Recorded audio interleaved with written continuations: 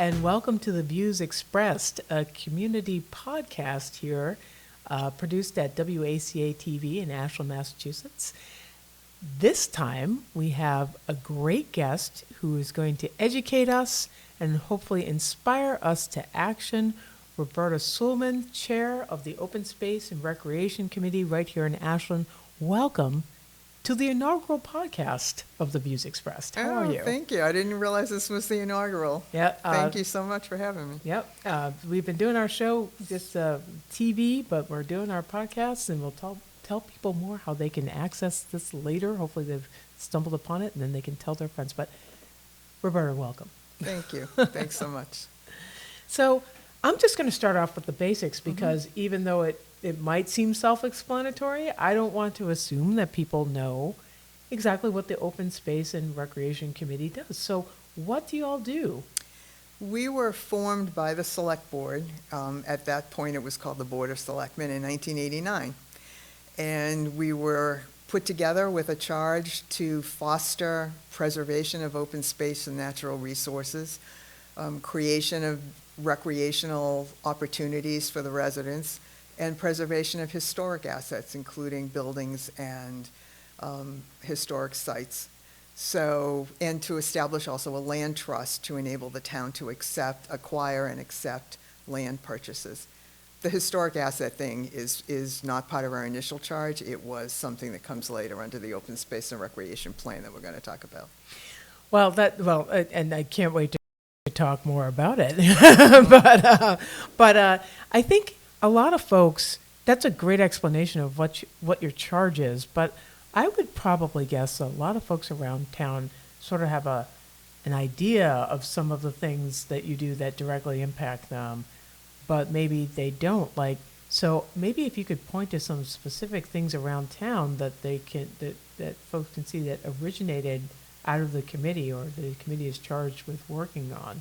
That would be helpful, I think, to tie it all back for folks. There's a lot in town that people have either participated in or natural resources that the committee has helped to preserve that people are enjoying and may not realize that it was connected to work that the Open Space and Recreation Committee did.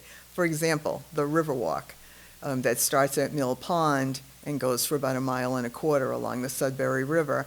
That was a project of the Open Space and Recreation Committee. The bridge that allows people to go over Mill Pond was part of the Riverwalk Enhancement Project that the Open Space and Recreation Committee conceived of, got the money for, and oversaw the work that was done, the construction and the engineering, together with town staff. So that was a huge project. I mean, people, when that first opened, there were double parked cars all up and down Pine Hill Road and Sudbury Road and everything, wherever people were. But that's a wonderful, wonderful asset for the town. And one of the greatest things about it is that it has on it the first ADA compliant trail in town. So what does that mean, Roberta? It means that the trail was constructed so that if you have mobility issues, if you're with a walker or you're in a wheelchair, it's constructed in such a way that you can access that trail, go to the end of it, get to Mill Pond, and there's a wooden boardwalk with a railings and a big area observatory. So you can sit at Mill Pond and enjoy it just like everyone else. And it's the first time that there was ever something that was compliant and handicapped accessible in the town. It's a beautiful location. I've been out there several times myself to see it, and I've actually been out on that platform as well. So it's great to just watch the wildlife and watch the wildlife and watch what's in the water. It's just wonderful, beautiful. It is wonderful, and I think that the residents of Ashland have really taken advantage of Riverwalk and so many other things that you've done. But I'm here actually to ask, as you alluded to earlier, I heard that there is a plan in the works. What is this plan, Roberta? There's a plan in the works. Every 7 years, the town updates its open space and recreation plan. So this year, we're updating our plan. And there are requirements. The reason the plan is so important is that it's required for the town in order to apply for state funds. It helps to equalize recreational and open space assets across the town, so that there might be some environmental justice neighborhoods that have fewer resources, and this will help to equalize that. And it's also really important because it sets out the town's priorities, the residents' priorities, so that town officials and government officials and other committees that do work that has an impact on land use and open space and recreation and protection of historic assets know what the town's residents want, what their priorities are, and what's important to them. And they follow, hopefully will follow, and should follow, the plan that's based on resident input. So this plan, like, you actually got a little ahead of me. So the plan isn't something that the committee comes up with. It's actually something that the residents of the town come up with. And so there's a direct say, essentially, in what our plans are for the future for open space and recreation in this town. So how exactly do you get input from residents for that plan? So the first thing that we're doing is a townwide survey of residents about their open space priorities, their recreation priorities, protection of historic assets, what facilities they use often, which recreational facilities they feel need to be improved or expanded upon, what are their top 5 recreation priorities, what open space areas do they use, why is it important for them to protect open space, how does it have an impact on their lives. There are lots of questions that really drill down so that we can get as specific as possible and know people's wish lists. What is important to them? What do they feel like we're doing well now? What do they want us to improve on? What do they want us to expand on? What would they be willing to have the town, what money would they be willing to have the town use to spend on this? What would they personally be willing to do? If they had owned some property, would they be willing to put a conservation restriction on that property or not? Would they be willing to leave it in their will to the town? Personal actions that people can take in addition to actions that the town could take. So that's a range of things that you just Yeah, you it is. just It's a big range of things. So let me see if I can break it down a little bit piece by piece. So the first part you're talking about is, in order to formulate the plan, you said there are a number of questions. I am going to ask you how many questions. How many questions are on the survey? Well, there are 28, but it's not as bad as it sounds, because 18 of them are related to the content of the survey, and another 10 are demographics, because the state wants to be sure that we have a real cross-section of representation of residents. For example, if, they don't want us to exclude any groups, and they are particularly interested in what do the youth have to say, what do the elderly have to say, what do renters have to say, what do limited English proficient speakers have to say. So we need to make sure that the participants in the survey represent as closely as possible the population of the town, and that's why we ask the demographics. But we do give people an option to say prefer not to answer. I was going to say, I think that's good that the state wants to get that information, but some people don't feel comfortable about sharing that. So that shouldn't be a barrier to completing the survey. Not at all, because people can check off for the questions that ask demographic and personal issues. If they feel it's too personal and they don't want to tell us how old they are, they don't have to. They can say prefer not to answer. That is probably good news for a lot of folks here right now. I think I'd be willing to answer most of those questions. I don't know about that age question, though, but I know it's important. Data collection, we'll get into why that's important in a minute. But and then the rest of the questions really have to do with, like what you said, basically how do we want to plan to use open space? But I caught also something that you said around, what kind of resources? Okay, we've got a wish list of things we want to do. Okay, great. So from a resource allocation standpoint, as a townsperson, what are you willing, to do around that? Whether it's, how much we should be spending on projects that impact open space to if you're going to be willing to donate your own land if you're a homeowner at some point or a portion of it, for Ashland. So those are weighty questions. We don't ask how much Okay. because that's impossible to know. Well, I was gonna say, That's like- impossible to know, but we do ask questions like, would you Prioritization. want to see the town pursue private funding? Would you want them to pursue other government funding? Would you want them to take money out of the town's own budget? Should we be How? using Community Preservation Act Yeah. funds? Seek donated fund, Mhm. donated land, things of that sort. And then we ask those personal actions, like what would you be willing to support? Would you support, for example, a tree bylaw to help protect open space? That's one of the questions. So it really digs down into the how. And that's actually, that's critical. Like we're basically asking residents to put on their public policy caps there for a minute and say like, okay, this is what you want. So how do you want to execute it? So that's exciting actually, to get that kind of input and information. And I think it's great that folks will be able to do that if they participate in the survey.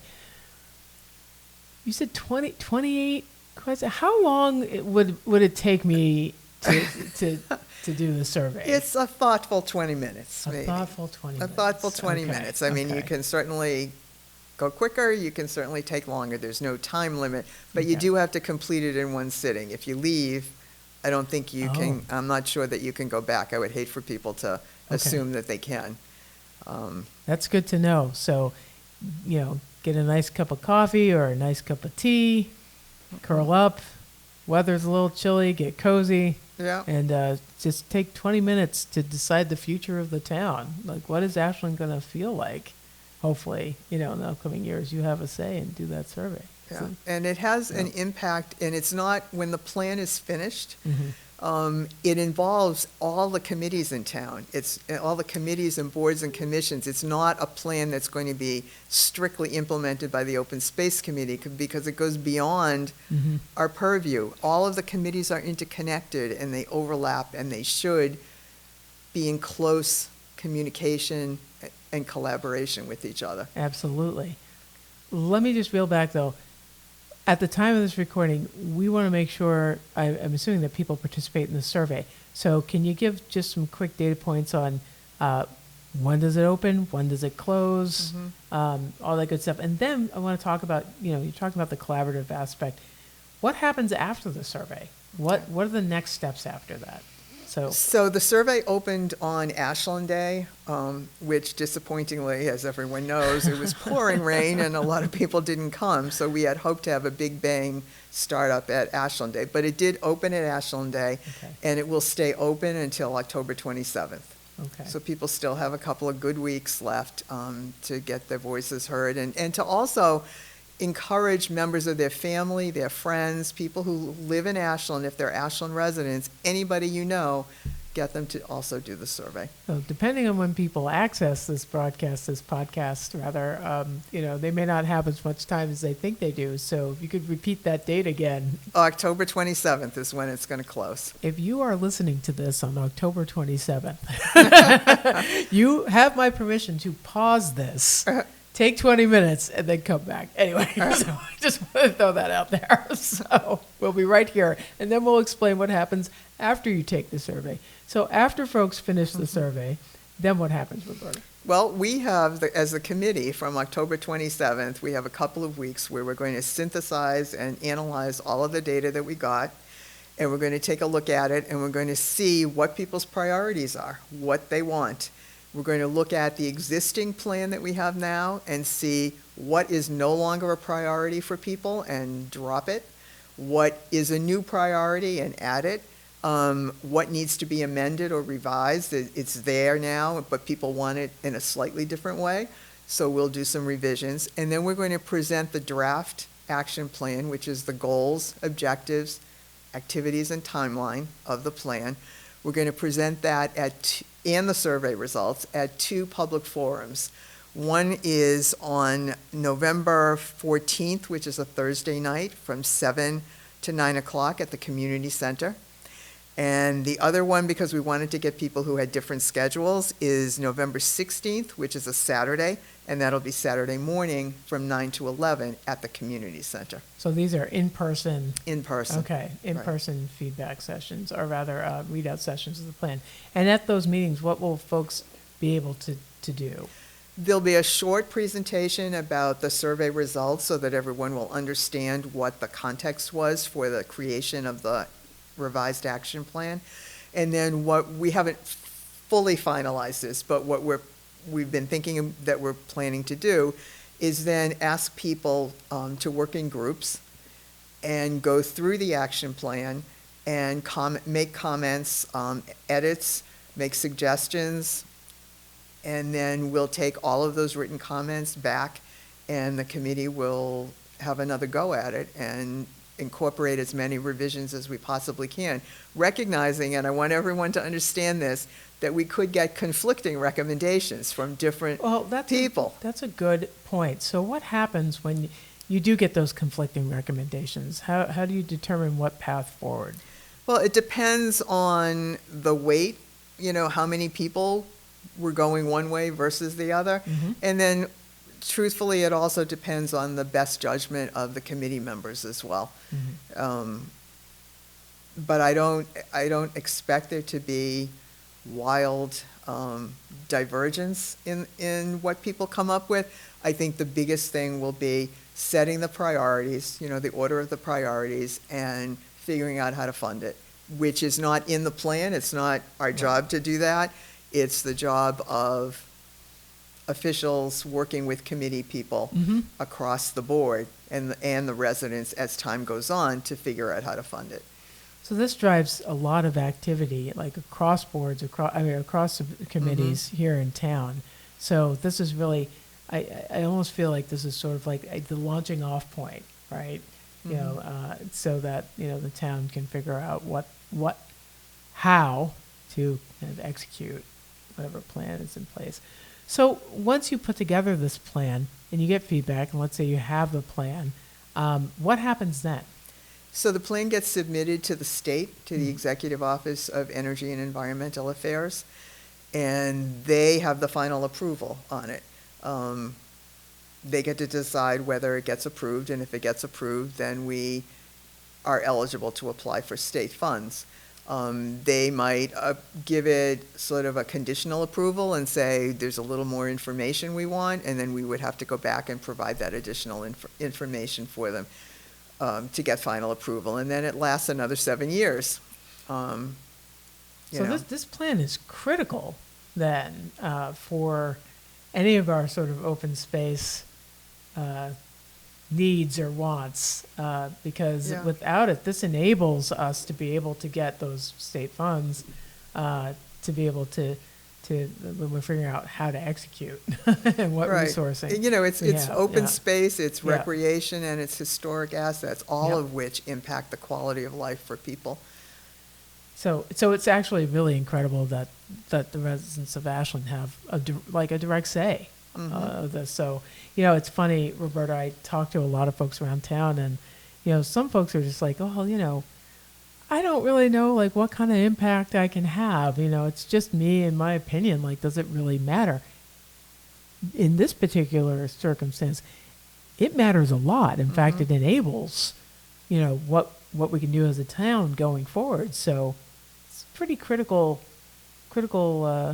survey that you've got going out here. We're sending it out through as many venues and avenues as we can think of. We've also, I want to thank the principal, Kelly St. Cour at the high school. She sent it out to the kids and the families because we want to get input from youth, and we just want as much widespread input as we possibly can have. It's a town-wide initiative, and this plan belongs to the residents. We've been doing open space and recreation plans. My involvement has been in the last, 15 or more years, and every one of the plans that we did, we dedicate to the residents of the town of Ashland, because it's their plan, and that's how it should be. That's incredible. Couple more things before we wrap up. If you are enjoying this as a podcast, we're going to leave the link to the survey in the show notes so you'd be able to access that. But Roberta, online otherwise, what's another great way to access the survey? If you go to the town website and go under where it says committees, and the Open Space and Recreation Committee page has a link to the survey directly. That's great. So people can get it off of the town website. That's awesome. I have one more question for you. Sure. It sounds like open space and recreation does a lot of really important work. How can, if anything that we've mentioned here kind of excites folks and they want to get more involved, maybe even serve on the committee, what's the process for that? And I think you all have one open seat right now. Is that correct? Right. Yeah. So we do have one open seat, and the town process is for people to fill out a talent bank form that then gets sent to me. And the talent bank forms get reviewed by the committee, and we select, if we have, we select people that we think would be a good fit based on their background and what they put in the talent bank form. And then we would invite somebody to come and attend 3 or 4 of our committee meetings so they can get a real sense of the work that we do. Because you can't really tell until you sit there with people and see exactly how the meetings go and exactly what people are rolling up their sleeves to work on. So we want someone to really understand that before they make a commitment to serve on the committee. And then if then the committee would vote and make a recommendation to the select board, and the select board does the appointing. So how often are open space and recreation committee meetings, if someone's thinking about making a commitment? Like, they're once a month, the second Tuesday of the month, from 7:30 to whenever we end, 9 or 9:30 or something like that. Depends what we're working on. Right now, for the convenience of some of our members, we're meeting on Zoom. We've been meeting on Zoom. All right, so you do in-person and Zoom, or mostly Zoom nowadays? It's been mostly Zoom right at the moment. Yeah. Okay, all right. Well, that's great information. I think we're going to land this plane soon. Roberta, do you have any parting thoughts for our listeners and watchers out here? Just that I want to say that open space in this context means areas like the Riverwalk or Warren Woods or the state park or the town forest, but it also means protecting wildlife, protecting plant life, protecting trees, protecting water sources, water quality, and water resources. So it's a lot. It's not just, a grassy area here and there. It really is all of the natural resources that are in the town that have an impact on people, and that we, as residents, impact by our footprint, whether we realize it or not. I think that's an incredible way to end it. Roberta Suleman, Chair of the Open Space and Recreation Committee here in Ashland, thank you so much for joining us here on The Views Expressed. And to our listeners, thank you so much for joining us. You can tell your friends and neighbors that they can see us not just on WACA-TV, but they can also access this wonderful podcast on Spotify and YouTube. And of course, you can go to the WACA website and hit up that internet radio and listen to us there as well. But again, thank you so much, Roberta, for coming on the show. Thanks for having me. Thanks everybody for listening.